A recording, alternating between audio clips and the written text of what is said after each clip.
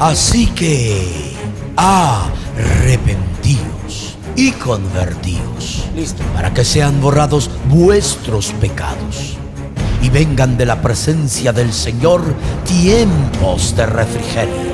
Y Él os envía a Jesucristo, quien os fue antes anunciado, a quien de cierto es menester que el cielo lo retenga hasta los tiempos de la restauración de todas las cosas que habló Dios por boca de sus santos profetas, que han sido desde tiempos antiguos. Con ustedes, su programa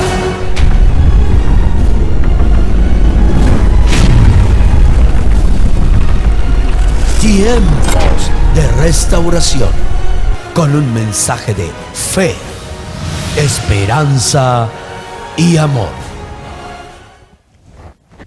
Gloria al Señor, amados, que el Señor les bendiga. Es un privilegio, un honor estar con ustedes de regreso y volver a comenzar una nueva serie en este mensaje Tiempos de Restauración. La serie que hoy vamos a comenzar se titula La necesidad de la revelación. Vamos a ver qué es la palabra revelación y por qué es tan necesario en la vida del creyente tener revelación. La verdad es que Dios es un misterio. Dios es un misterio. Dios es espíritu. Algunas veces se hace la pregunta, ¿quién creó a Dios? Hay una respuesta que es ilógica, pero que toma sentido. A Dios lo crearon los ángeles. Y claro, la gente dice, bueno, ¿y a los ángeles quién los creó? Los creó Dios. Es que antes de ser Dios, Él no era Dios, Él era el creador, el arquitecto de todas las cosas. Él era ese ser pensante que vive en sí mismo, que habita en sí mismo, es decir, el gran Elolam, el gran Elohim.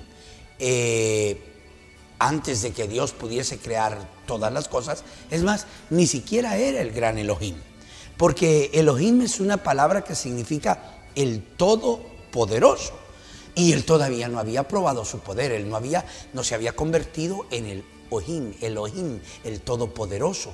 Él simplemente era el arquitecto, el máster de la creación. Él ya existía, él moraba en sí mismo, en una dimensión infinita, porque Dios no tiene principio. Lo dice Hebreos capítulo 7, versículo 3 creo, dice, sin principio de vida y sin principio de días y sin fin de vida, sin madre, sin padre, sin genealogía, sin principio de días y sin fin de vida. Ese es Dios.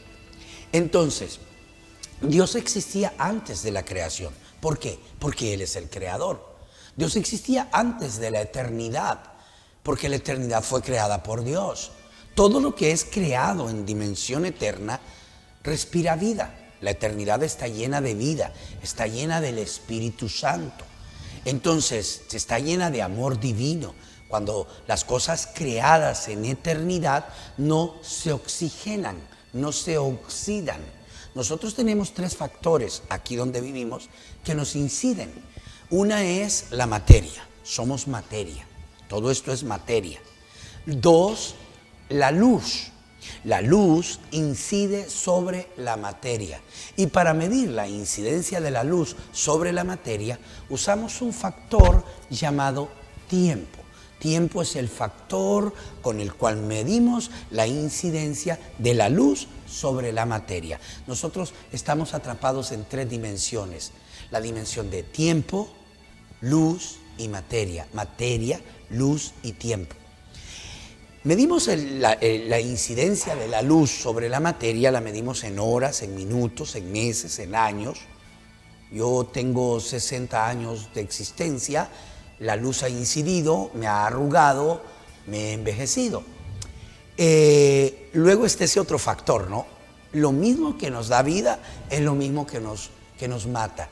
La misma comida que yo como y que me engorda, que me causa problemas, al joven Jaciel, un adolescente, le da vida, lo fortalece, músculos, grasa, le da crecimiento. En cambio a mí, comer lo que él come probablemente, hermano, me va a provocar problemas. Entonces, ¿y qué otra cosa, no? Respiramos oxígeno. El oxígeno es lo que realmente nos oxida. Se oxidan nuestras articulaciones, comenzamos a sentir dolores y todo lo demás. Por eso es bueno el juguito de naranja, el tomatito, los antioxidantes, el ejercicio para estiramiento de tendones, ¿verdad? Y ellos no respiran oxígeno. En dimensión eterna se respira una sustancia llamada amor. Se respira vida, se respira Dios, se respira el Espíritu Santo. La dimensión eterna está llena de vida, está llena de Dios. Eso es lo que Dios es. Dios es la vida. Dios no puede ser explicado, porque no puede ser explicada la vida. La vida no puede ser explicada. Nadie puede explicar la vida. La vida es Dios. Dios existía ya desde antes del principio. Antes de que existiese esta casa o antes de que existiesen esos edificios, esas obras maestras, esas obras de arte, tenía que haber existido el arquitecto. Cuando usted ve esos edificios, esas enormes torres, ¿dónde estuvieron esas torres? Fueron concebidas en la mente del arquitecto. El arquitecto las puso en papel para que el ingeniero pudiese llevar a cabo la obra, construir. El ingeniero es solamente un hombre que estudió, desarrolló habilidades para poder llevar a cabo lo que el arquitecto concibe. Dijo el hermano Branham, no es tan peligroso el hombre que hace la bomba atómica como el hombre que la diseña, que la inventa. No es tan peligroso el hombre que realiza como el hombre que concibe. Todo lo que un hombre es capaz de concebir, otro hombre es capaz de realizarlo. El problema está en el que concibe. Ese es el problema. Dios, hermano, concibió el universo. Dios concibió la creación. Aún esto es donde nosotros vivimos, ¿verdad? ¿Por qué renegar, hermano? ¿Por qué irnos en contra de Dios? Si existimos, eso es lo más importante, existimos. Yo no voy a dejar de existir cuando me caigan esas 7 cuartas de tierra. Yo no voy a dejar de existir cuando me pongan los algodoncitos o me suenen las campanas. Yo seguiré existiendo, estaré en otra dimensión, estaré en otra parte de la eternidad, estaré, hermano, en otro cuerpo también, en un cuerpo eterno, en un cuerpo celestial. Habré dejado de existir aquí, pero yo seguiré existiendo. Tu padre, tu madre, tu pariente cercano, tu hijo, tu hija, que murieron hace años, tú sabes que ellos no están muertos. Algo en tu corazón te dice que ellos siguen viviendo, que ellos siguen existiendo. Hay un cantito de Martín Valverde, un costarricense, un católico muy fino, que dice, no se han ido del todo. Dijo, si aún podemos evocar su risa, sus consejos, su voluntad, no se han ido del todo. Dice, son 2 lados de la eternidad. Ellos están de aquel lado y nosotros estamos de este lado.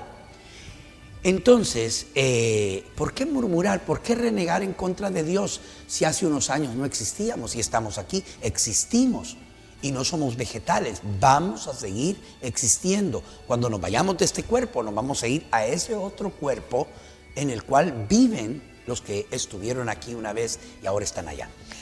Volvamos al principio, volvamos al origen.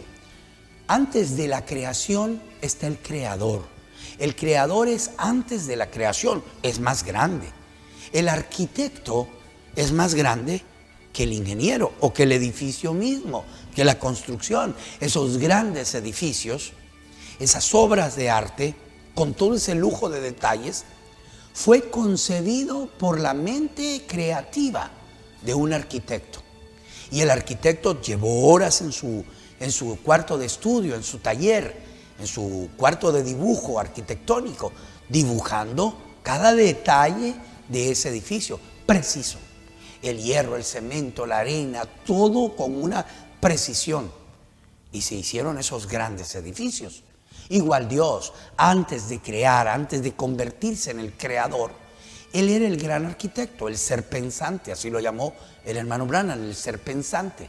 Él diseñó la creación, él hizo la creación. Luego, cuando estaba listo para pasar de ser el arquitecto y venir a ser el ingeniero, de ser el creador y traer la creación, entonces él entró en dimensión eterna y se creó un cuerpo para sí mismo. Creó un logos. La palabra logos significa la luz mística y sagrada que salió de Dios. También se le llama ágape, que significa la expresión del amor divino, del amor eterno, del amor perfecto. Ágape. Dice la Biblia que en el principio era el logos. El logos. Y el logos era con Dios. Y este logos era Dios. Dios es luz. Dios es luz. Eso dice la Biblia.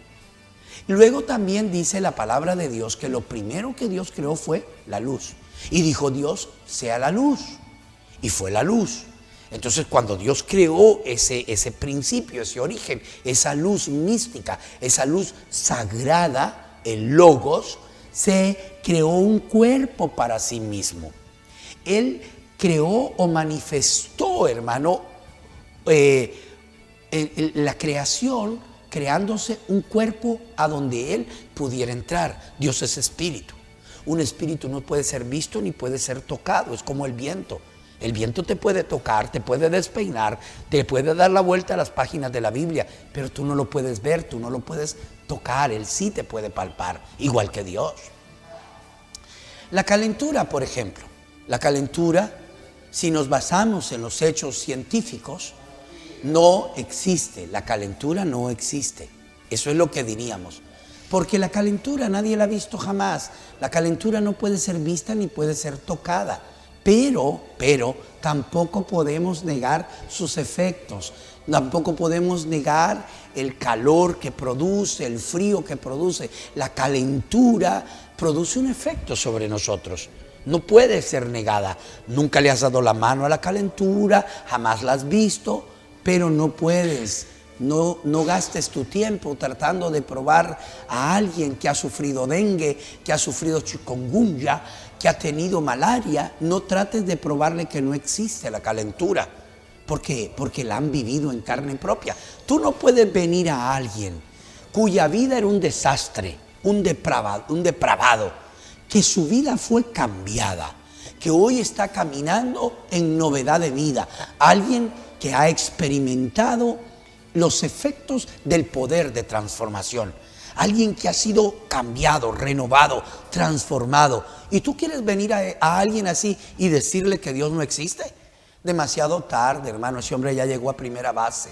Tú no vas a poder convencer a alguien que ya está convencido de la existencia de Dios. Además, déjame decirte algo, amigo incrédulo, ateo. Déjame decirte esto.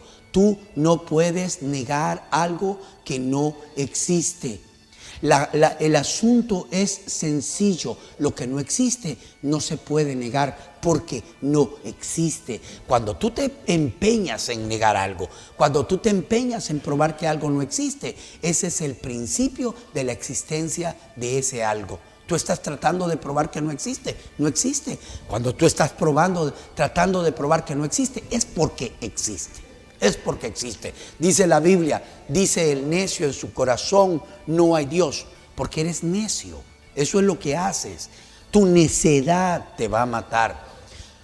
Retomamos entonces el tema de la necesidad de la revelación. El asunto es mostrar, el asunto es probarte que, hermano, ya me tienen allí, ¿verdad?, en pantalla, la necesidad de la revelación. El asunto es poder probarte a ti que Dios es un misterio y Dios es el misterio más grande de la creación, es decir, de la Biblia. El misterio más grande de la Biblia es Dios. No puede ser visto, no puede ser tocado, no puede ser explicado. En su naturaleza es infinito, no tiene principio de días, no tiene fin de vida, no tiene genealogía. Dios es inexplicable, es tan grande que lo cubre todo, lo llena todo, va más allá de la eternidad. Él existía antes de la creación. Si quieres algunos nombres para Dios, uno de los que puedes usar y que a Él le agrada, llámalo Padre. Llámalo Padre, porque Él es el Padre de la creación. Él es el Padre de la creación. Otro de los nombres, como tú puedes llamarle, aparte de llamarle el arquitecto, tú puedes llamarle a él el origen, la fuerza, el principio. Todo salió de él.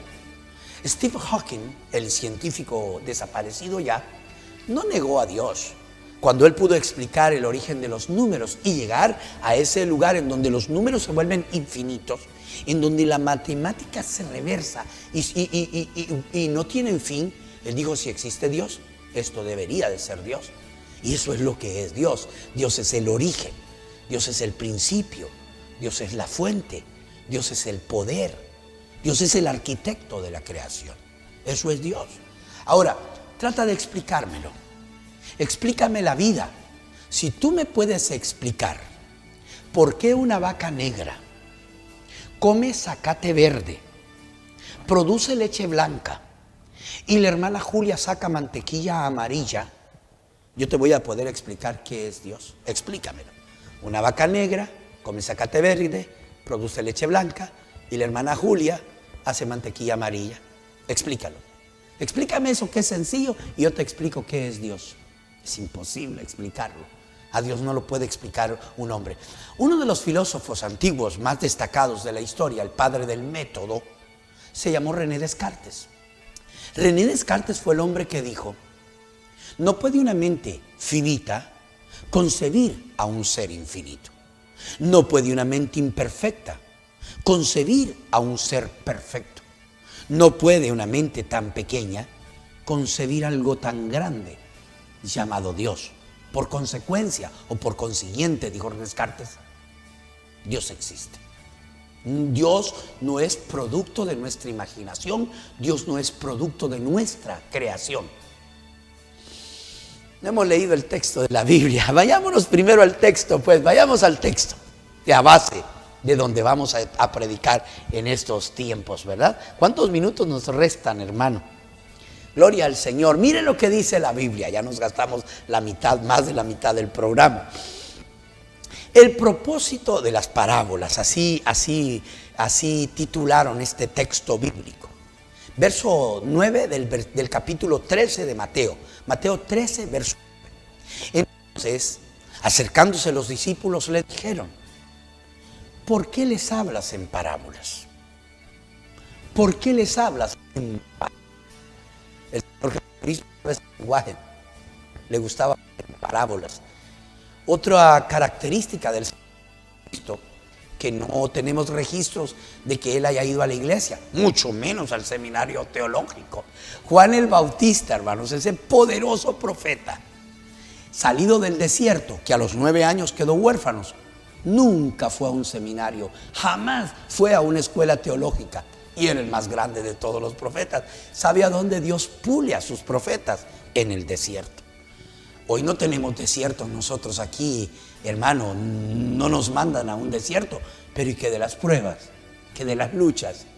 ¿Qué, hermano, de cuando te da la espalda a tu propia esposa?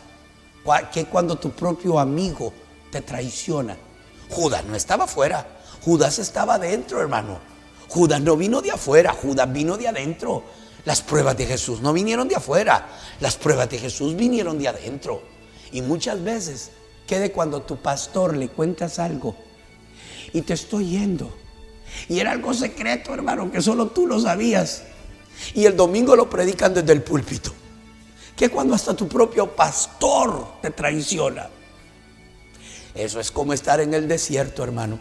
Hay un escritor inglés, John Edwards. Él escribió un libro titulado El perfil de 3 grandes monarcas. Cuando él está hablando de David y de cómo ese niño desde jovencito, hermano, fue una vida de sufrimiento por causa de la unción que estaba en él. Samuel el profeta, que había ido a la casa de Isaí, cuando entra David, Samuel se tropieza. Y todo el alabastro de aceite, el alabastro del perfume, se lo derrama a David, lo unge para ser rey. Y cuando Saúl supo eso, Saúl juró que lo mataba. Saúl juró que mataba a David. Hermano, desde ese tiempo el sufrimiento de ese niño, y Saúl gobernó 40 años. Hermano, David le sufrió a Saúl. Le dice David, me vienes a buscar a mí como si yo fuera un perro. Le dice, si yo soy una pulga, me has puesto cacería. Y fíjate qué cosa, y tenía la unción de Dios sobre él. Entonces, pareciera ser que cuando la unción de Dios está sobre ti, tú no vas a sufrir. John Edwards dice, en Perfil de tres grandes monarcas, relatando la historia de David, dice que, hermano, dice que, oh Señor, el sufrimiento daba a luz, el sufrimiento daba a luz y la humildad nacía. Entre más sufres, más humilde. Mira al Señor Jesucristo, Él padeció y padeció hasta la muerte, y muerte de cruz. ¿Sabes qué aprendió el Señor Jesucristo en medio de todo ese sufrimiento, en medio de todas esas pruebas y luchas? Aprendió la obediencia, aprendió la obediencia. Dice, Él respondiendo les dijo, porque a vosotros os es dado saber los misterios del reino de los cielos. Te estaba diciendo que el Señor Jesucristo, no tenemos registro de que haya ido a la universidad o de que haya ido al seminario teológico. A los 12 años, un niño, a los 12 años, confundía a los teólogos de su tiempo. A los 12 años, ese niño en el templo tenía a los sacerdotes con la quijada caída. Los tenía, como dice mi cuñado Francisco Ochoa, los tenía lelos, los tenía leles. Hermano, ¿de dónde tiene este niño tanta sabiduría? ¿Cómo puede tomar las escrituras? Es que Jesús era la palabra, hermanos. Es que Jesús tenía la habilidad de poder explicar la palabra. Él era la palabra. Ahora escucha, Jesús era un tipólogo.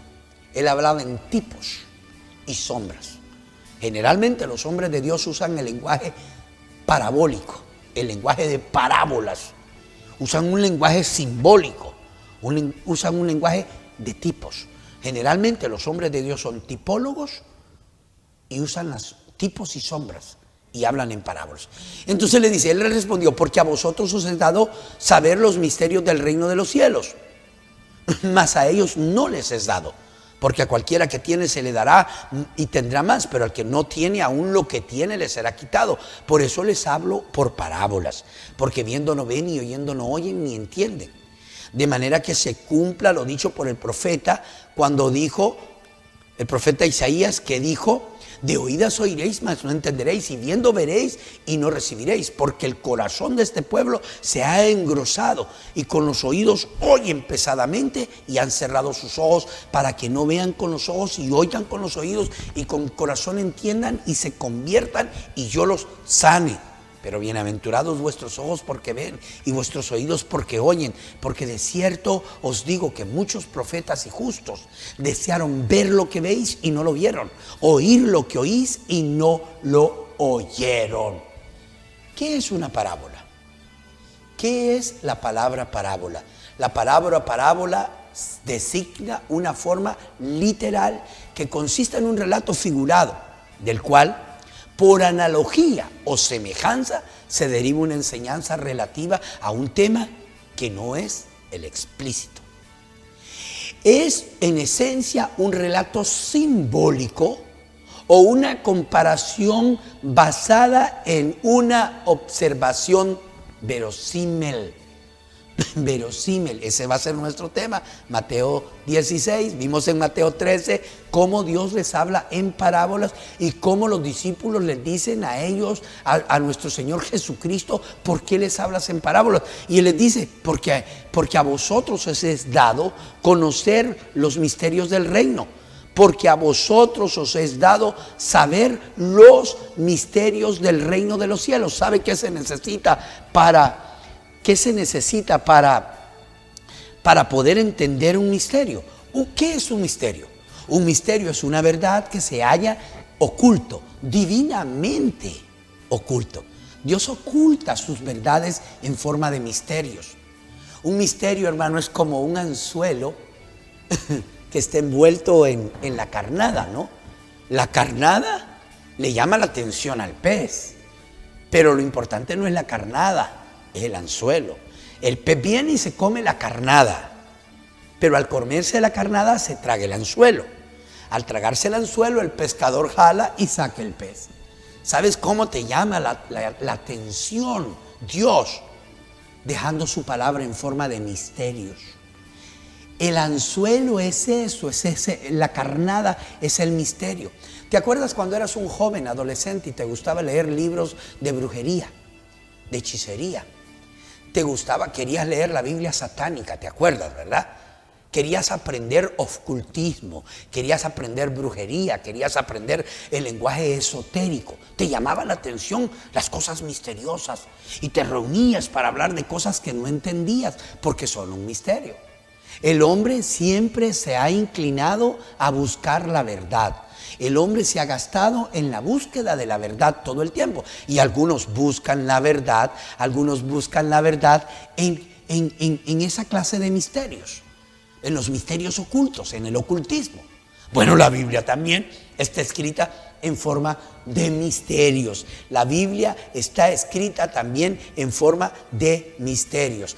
Esa cita que tenemos aquí, Mateo 16, que es cuando nuestro Señor Jesucristo, ustedes lo recuerdan, ¿no? Nuestro Señor Jesucristo, vamos a poner tan grande esa cita que la podamos leer, ¿verdad? Dice, y sobre esta roca edificaré mi iglesia. Vean, bien un tamaño, una proyección panorámica de esto. Mire lo que dice Mateo 16, 18. Dice, y sobre esta roca edificaré mi iglesia y las puertas del infierno, las puertas del Hades, las puertas del sepulcro no prevalecerán en contra de ella. Sobre esta roca edificaré mi iglesia y las puertas del infierno no prevalecerán contra ella. ¿Saben cuál es esa roca? La roca de revelación. Revelación es una roca. Te dije, ¿no? Está el misterio. Y los misterios llaman la atención, ¿verdad? El anzuelo es lo importante, pero el anzuelo es un misterio porque está escondido en la carnada. La carnada que Dios usa para llamarnos la atención son los misterios. Los misterios, queremos saber qué son los misterios. Y fíjate qué cosa, Dios nos revela sus misterios. Dios nos da a conocer los misterios. ¿Sabes que hay un misterio tomando lugar ahora mismo? ¿Sabes cómo se llama ese misterio? Dijo Pablo en Colosenses, dice, misterio de Dios entre los gentiles. Misterio de Dios entre los gentiles, que es Cristo en vosotros, la esperanza de gloria. Dios está morando en nosotros. Tres cosas. Fue Dios en la forma del Padre. Ya estuvimos hablando de Él como el arquitecto. En el próximo, es decir, en el próximo capítulo de este estudio, la necesidad de la revelación, vamos a hablar un poco más sobre el Creador.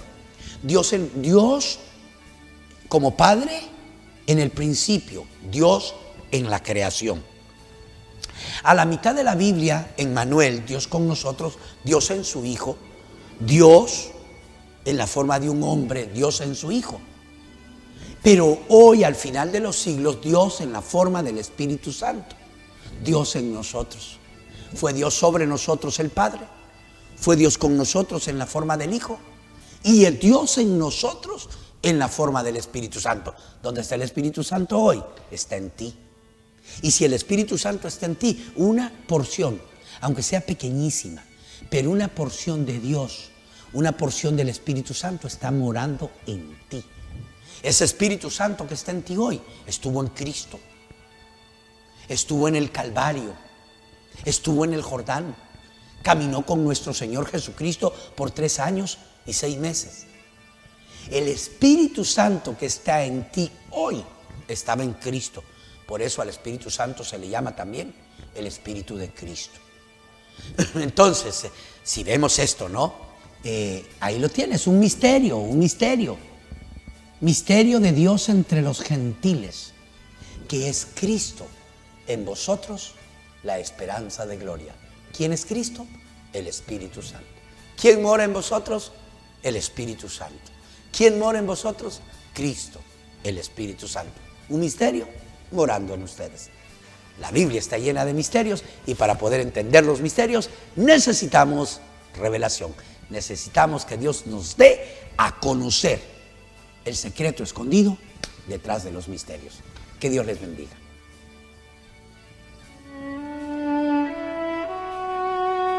Estuvo usted en sintonía de su programa Tiempos de Restauración, y estamos invitándole a sintonizarnos de lunes a viernes de 8 a 9 de la mañana a través de su canal Talanga Visión, Canal 7, la mejor manera de hacer televisión en la ciudad de Talanga, y la Chido One Stereo 89.3. Su hermano en Cristo, Lucas Cardona, les desea que el Señor Jesucristo les bendiga.